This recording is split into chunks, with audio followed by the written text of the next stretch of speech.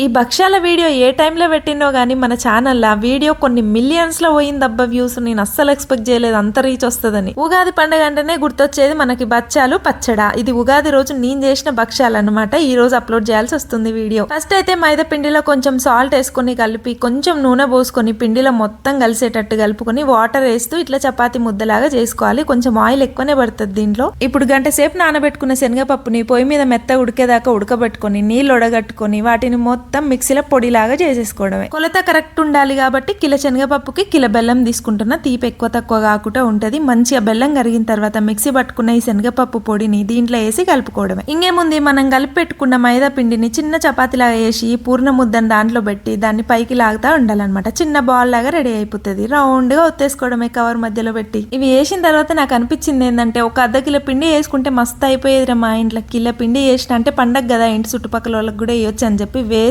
అయిపోయినాయి. నేను ఒక్కటి రెండు కూడా తినలేదు, కానీ టేస్ట్ అయితే ఎంత బాగుండేనో. నోట్లో పెట్టుకుంటే కరిగిపోతున్నాయి. మీరు తప్పకుండా ట్రై చేయండి. ఇంకా నా ఆరాటం మామూలుగా ఉంటుంది. ఆ ఇంట్లో వెంటిలేషన్ ఉండదు కాబట్టి గ్యాస్ సామాన్లన్నీ బయటకు ఎత్తుకొచ్చుకోవాలి. ఎందుకురా నాకు ఈ కష్టాలు. పావు కిలో పిండితో ఇంట్లో సప్పుడు చేయక అనిపించింది. మొత్తానికి కిలో పిండితో ఇన్ని బచ్చాలు చేసిన నేను. వీలైతే ఒక్క లైక్ ఇచ్చి సబ్స్క్రైబ్ చేసుకోరు.